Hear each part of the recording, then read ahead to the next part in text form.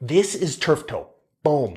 When you land over your big toe joint and you crank it up, is it stiff? Is it swollen? Are you having a hard time walking? Is your big toe joint hurting? We tell you how serious it is, whether you need to wear a boot, what home remedies you can do, and what type of taping you can do to get your turf toe better right now. So turf toe is the upward bend of your big toe joint. So you can see the big toe joint is bending all the way right there. The ligaments at the bottom are stretching. So this is like a sprain of your ankle, but it's a sprain of your big toe joint. You can see the anatomy down here. You have two bones called your sesamoids. You have muscles called your flexor hallucis brevis. You have a tendon called your flexor hallucis longus. When this toe bends up, all these ligaments can be damaged. And there's 3 grades. All are treated differently. So if you have a sore, stiff toe, if you can't bend your big toe up and back, this might mean you have turf toe. So grade 1 is a strain. So that's usually like a mild agitation of the ligaments. The way you know this is it's not too bad. There's no purple bruising. There's no tearing. There's no severe wound, bruising. Usually in 1 to 2 weeks you get better. What I recommend is still wearing a stiff insole, a good pair of shoes, icing that, and possibly some anti-inflammatories, although I'm not crazy about the anti-inflammatories.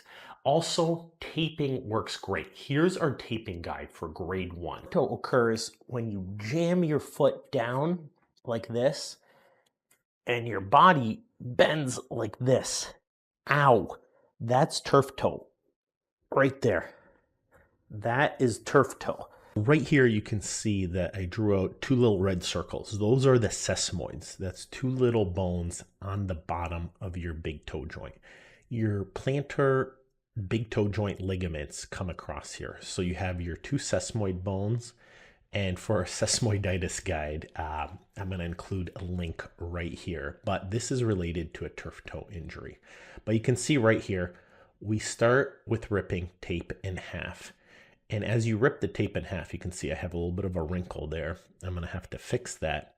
But the whole goal is you want to tape the toe in the straight position so that it can't bend up. And there's a lot of ways. If you look online, there's a couple different ways to do this. I think our guide is the most simple because everybody can find duct tape pretty cost effectively. You don't have to go buy like $30 KT tape, which really doesn't do anything extra. KT tape is basically just tape. I know I'm going to get attacked in the comments, but realistically, the whole point of KT tape is it pushes on your skin so that fluid doesn't build up and swell underneath, which is a great idea, but it's tape that's marketed very nicely. The idea of KT tape is pretty good. You can hold things in certain positions, but it's not like a magical substance that you probably need to be paying hundreds of dollars for. Does it look cooler than duct tape? Absolutely. People will make fun of you if they see you wearing duct tape on your foot. So make sure you keep it covered up. But you can see right here with 2 layers, so 1 strip, the toe's already not moving up very well. So you can see right there, it's not moving up great.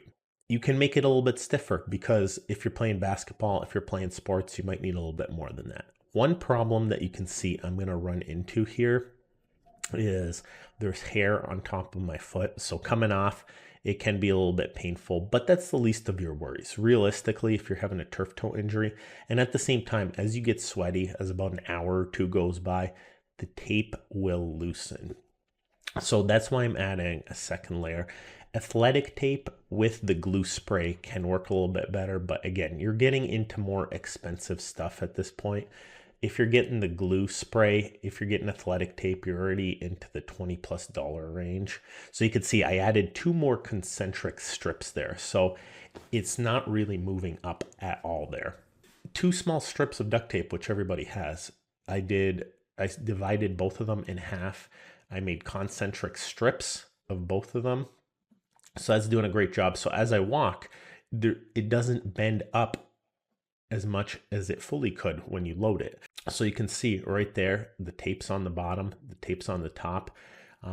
Is it crinkled a little bit? Athletic tape might be a little bit better. If you have athletic tape, if you have glue spray, that's a great route to go. But this is the idea of a simple at-home method. You just want that toe from bending upward. That's the whole goal. Keep it simple.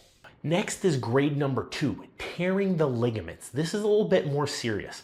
Sometimes people need to be in a boot for a week or two because this is going to take 2 to 6 weeks to get better, even if you do things correctly. This is more serious. This is when you have purple, bruising, black skin, tenderness, bruising all the way around, severe pain. This isn't quite a crack or a tear yet, but it's on the cusp of doing so. So ice it right away. Elevate it. Anti-inflammatories can really help. A boot can help. I'm a huge fan of a carbon insert at this point. A carbon insert is like a beefed up version of the taping, so you don't have to tape your foot every 5 seconds. So a carbon plate, you know, it's not the most expensive thing in the world. It's like 30, 40, 50 bucks. It's a little bit better than orthotic, but basically when you walk on it, it just prevents your big toe from bending in the front of your shoe. So a stiff insole combined with a great shoe after you get out of your boot is very helpful. A grade 3 is when you want to go see your podiatrist because that's when you have black, purple bruising. Something looks like it's messed up, like you know you heard a crack, something's damaged. We want to get an x-ray, possibly an MRI or a CT scan to make sure the sesamoid bones, so these bones down here, we want to make sure they're not broken. You want to make sure the ligaments not torn down here. And at that point, you might have to be in a cast or a boot. We usually stick with a boot with a good insert. So a boot in a good insert can be really helpful in this case, but the healing time, the recovery time at this point could be 3 months or more. It's very rare to need surgery unless your toe's dislocated. Hey, guess what? We have a phenomenal book. I believe this is the premier book on chronic nerve pain and peripheral neuropathy pain on the planet.